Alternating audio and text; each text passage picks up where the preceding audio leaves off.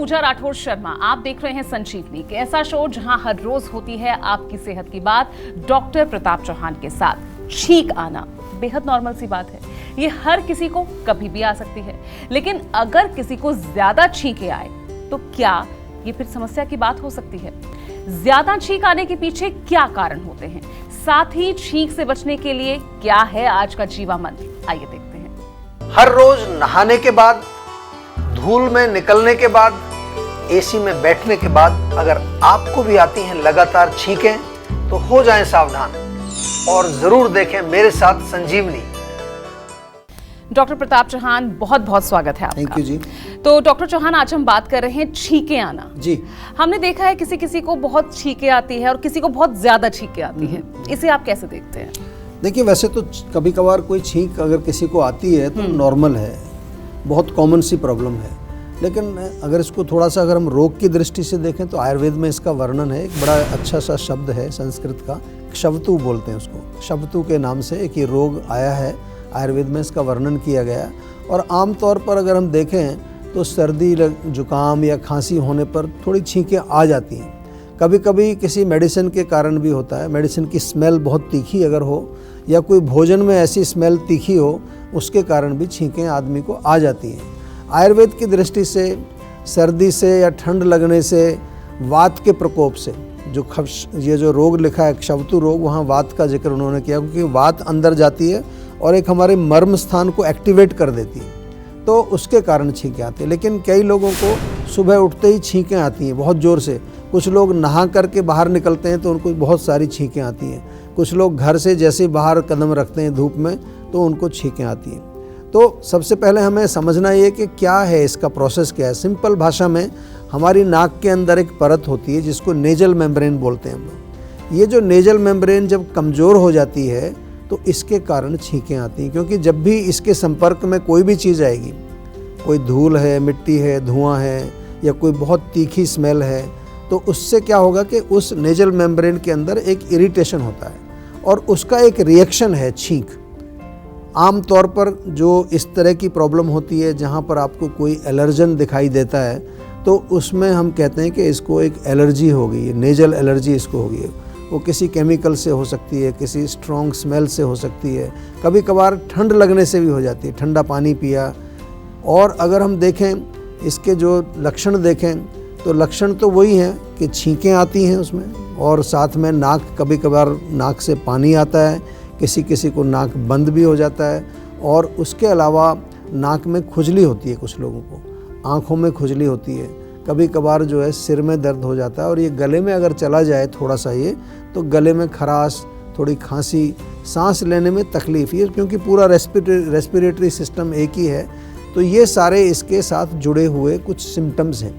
लेकिन आपको घबराना नहीं है, आप संजीवनी देखते हैं, आप जीवा से जुड़े हैं, और नहीं जुड़े हैं तो आयुर्वेद से जुड़ जाइए।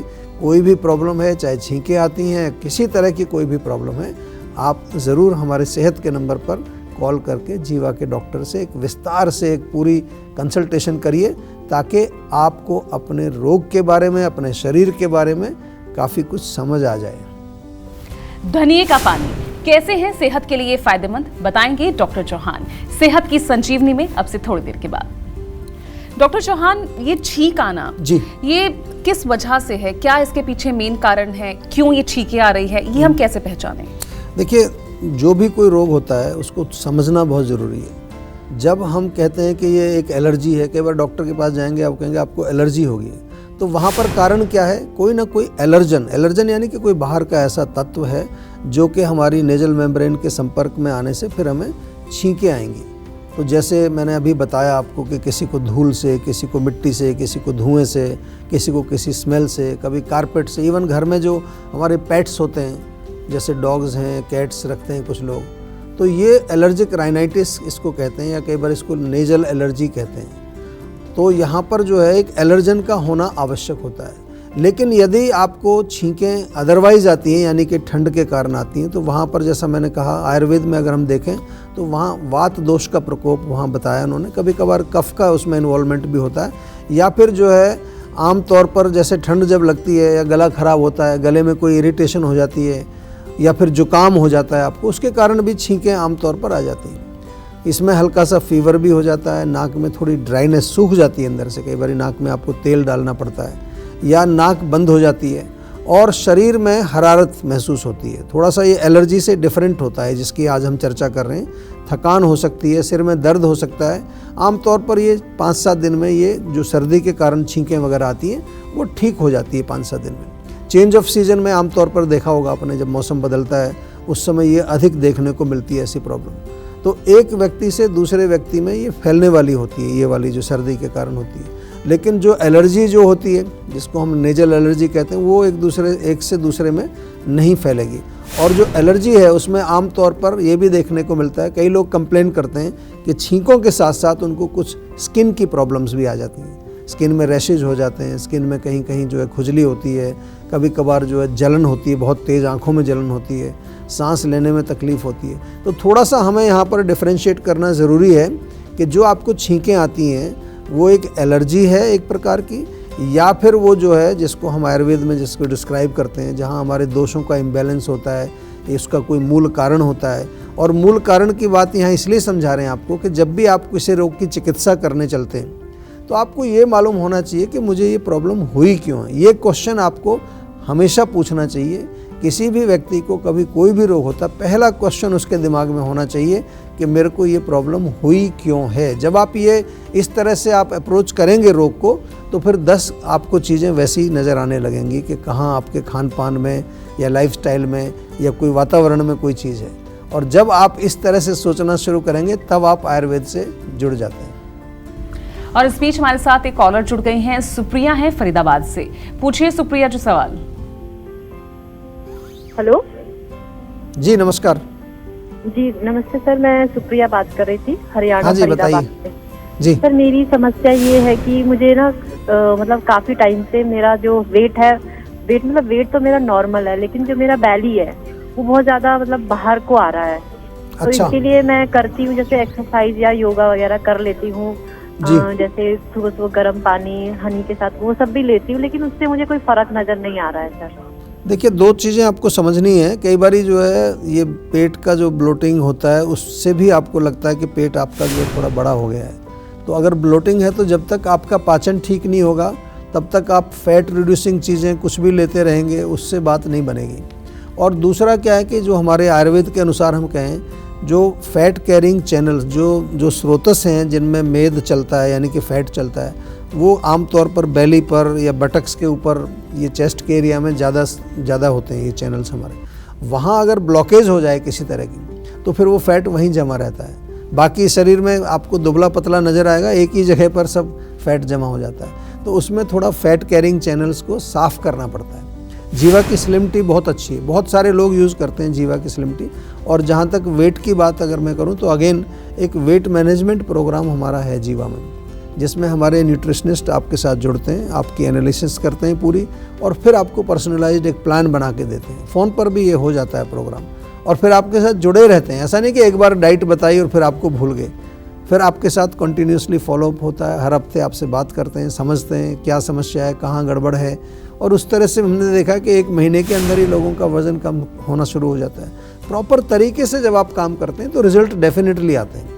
और अगर हम ऐसे ही बस क्योंकि एक व्यक्ति को कुछ फ़र्क पड़ा तो सभी वही चीज़ें लेना शुरू कर दें, ऐसा कोई रूल नहीं है कि जो एक व्यक्ति पर काम करता है वो दूसरे पर भी करेगा। जैसे आपने कहा गर्म पानी, नींबू, शहद, किसी पर काम करता है, किसी पर बिल्कुल काम नहीं करता। तो इसलिए आपको थोड़ा सा जीवा से जुड़ना है और वेट मैनेजमेंट प्रोग्राम के बारे में और डिटेल पता करके उसमें आप ज़रूर अपना एनरोलमेंट कराइए, ताकि आपको हमारे न्यूट्रिशनिस्ट अच्छी तरह से समझ करके फिर उसका उपचार बताएं।